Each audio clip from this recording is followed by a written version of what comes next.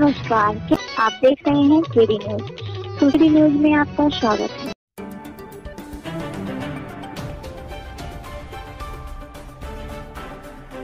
खबर सुल्तानपुर जनपद से है, जहां रविवार को मंत्री प्राविधिक शिक्षा, उपभोक्ता संरक्षण एवं बाट माप विभाग उत्तर प्रदेश आशीष पटेल द्वारा एक दिवसीय जनपद भ्रमण कार्यक्रम के दौरान सर्वप्रथम लोक निर्माण विभाग निरीक्षण भवन सुल्तानपुर में जनपद के जनप्रतिनिधियों, संगठनों के पदाधिकारियों एवं कार्यकर्ताओं के साथ बैठक कर संवाद स्थापित किया गया।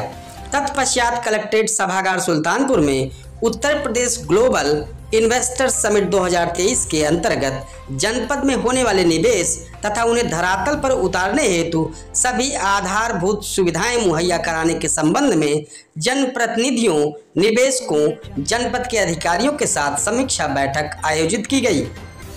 उक्त समीक्षा बैठक में जिलाधिकारी रवीश गुप्ता द्वारा मंत्री को पुष्पगुच्छ व ओडीओपी उत्पादन से संबंधित मूज क्राफ्ट मोमेंटो देकर स्वागत किया गया। इसी प्रकार पुलिस अधीक्षक सोमेन वर्मा द्वारा भाजपा जिलाध्यक्ष डॉक्टर आर ए वर्मा, मुख्य विकास अधिकारी अंकुर कौशिक द्वारा एमएलसी शैलेंद्र प्रताप सिंह व जिला विकास अधिकारी अजय कुमार पांडे द्वारा विधायक लम्हुआ और विधायक सीताराम वर्मा को पुष्पगुच्छ देकर स्वागत किया गया। उक्त बैठक में जिलाध्यक्ष अपना दल अविनाश पटेल समेत जनपद में निवेश करने वाले निवेशक व संबंधित जिला स्तरीय अधिकारीगण उपस्थित रहे। मंत्री द्वारा बैठक में सर्वप्रथम सभी अधिकारियों व उद्यमियों से परिचय प्राप्त किया गया। इसके बाद ग्लोबल इन्वेस्टर समिट 2023 से संबंधित डॉक्यूमेंट्री फिल्म देखी गई और उपायुक्त उद्योग, जिला उद्योग प्रोत्साहन एवं उद्यमिता विकास केंद्र अनूप श्रीवास्तव द्वारा ग्लोबल इन्वेस्टर समिट 2023 के अंतर्गत जनपद में होने वाले निवेश से संबंधित आंकड़ों को प्रस्तुत किया गया।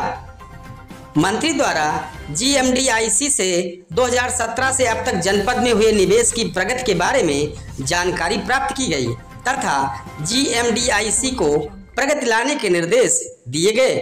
उन्होंने कहा कि उद्यमियों को आसानी से जमीन उपलब्ध कराई जाए तथा उद्योगों की स्थापना से संबंधित सभी आधारभूत सुविधाएं तथा लैंड, बिजली, पानी, सड़क संबंधित सभी सहजता से उपलब्ध कराए जाएं। मंत्री द्वारा उद्योगों की स्थापना में आने वाली सभी आधारभूत सुविधाएं जैसे जिलाधिकारी को राजस्व से संबंधित, पुलिस अधिकारियों को लॉ एंड ऑर्डर से संबंधित सभी समस्याएं दूर करने के निर्देश दिए गए। समीक्षा बैठक में उपस्थित उद्यमियों जैसे ज्ञानचंद तिवारी द्वारा बायो CNG प्लांट लगाने, अरुण वर्मा द्वारा एथेनॉल प्लांट लगाने, धर्मेंद्र द्वारा प्राइवेट औद्योगिक पार्क स्थापित करने, प्रवीण अग्रवाल द्वारा राइस मिल की स्थापना करने, रविंद्र त्रिपाठी द्वारा उद्यमियों को बैंक से मिलने वाले ऋण के संबंध में आने वाली समस्याओं को मंत्री द्वारा ध्यानपूर्वक सुना गया तथा इसे दूर करने के निर्देश दिए गए। इसी प्रकार विभिन्न उद्यमियों द्वारा अपनी अपनी समस्याओं को मंत्री के समक्ष उठाया गया। मंत्री द्वारा उद्योगों की स्थापना में सबसे बड़ी समस्या जमीन का उपलब्ध न होना पाया गया। उन्होंने कहा कि अगली बैठक का मुख्य मुद्दा उद्योगों के लिए जमीन की उपलब्धता रहेगी। उन्होंने मुख्य राजस्व अधिकारी शमशाद हुसैन को निर्देशित किया कि जनपद में 1 एकड़ से अधिक खाली पड़ी जमीनों का डाटा अगली बैठक में उपलब्ध कराया जाए। उन्होंने UPSIDA के नोडल GMDIC अधिशासी अभियंता विद्युत, राजस्व टीम आदि को निर्देशित करते हुए कहा कि सभी के द्वारा एकीकृत प्रयास करते हुए उद्योगों की स्थापना के लिए विशेष प्रयास किए जाएं। उन्होंने सभी अधिकारियों को निर्देशित करते हुए कहा कि जनपद में होने वाले निवेश के संबंध में विशेष प्रयास किया जाए तथा उसे धरातल पर उतारने के लिए सभी सुविधाएं निवेशकों को उपलब्ध कराई जाएं।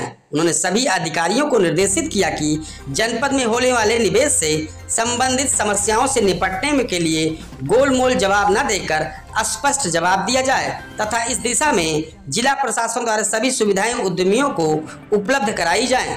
कार्यक्रम के अंत में मंत्री द्वारा सम्मानित प्रेस मीडिया बंधुओं के साथ प्रेस वार्ता भी की गई। कितना प्रस्ताव सुल्तानपुर से हुआ है लोगों को? देखिए, मैं सबसे पहले पूरे सुल्तानपुर के सभी मीडिया के साथियों को धन्यवाद देना चाहता हूं कि आज आप मेरी इस पहली बैठक में उपस्थित हैं। मैं आप सबका आभार व्यक्त करना चाहता हूं और आप सबका स्वागत भी करता हूं।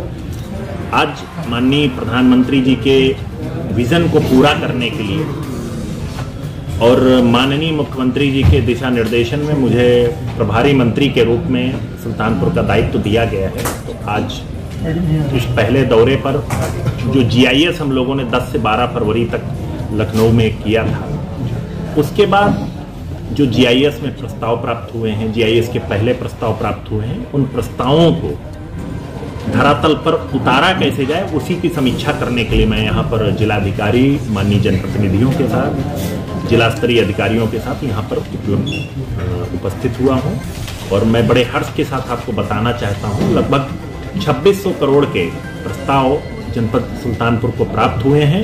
और मुझे बड़ा हर्ष ये भी हो रहा है कि मैंने जब उसको क्रॉस चेक किया तो बहुत सारे इन्वेस्टर्स यहाँ पर इस बात की प्रशंसा कर रहे हैं कि हमारे अधिकारियों ने उनको हैसल फ्री वातावरण देने में महत्वपूर्ण भूमिका अदा की है। और उससे भी ज़्यादा मैं आपको बताना चाहता हूं कि यहाँ पर बैठे हुए कुछ नए प्रस्ताव भी आए हैं कि हम इतने करोड़ का इन्वेस्टमेंट यहाँ पर करना चाहते हैं। तो ये जनपद सुल्तानपुर के लिए गौरव का विषय है।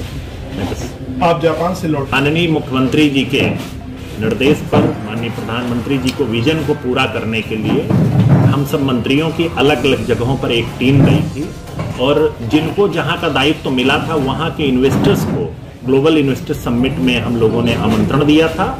और मैं तो बड़े आपको खुशी के साथ बताना चाहता हूं कि जापान के कुछ इन्वेस्टर्स ने जो है उत्तर प्रदेश में चाहे होटल का क्षेत्र हो या डेटा सेंटर का क्षेत्र हो, चाहे जो हो, भारी इन्वेस्टमेंट करने का प्लान किया है, जो GIS में आकर के उन्होंने MOUs भी साइन किए हैं।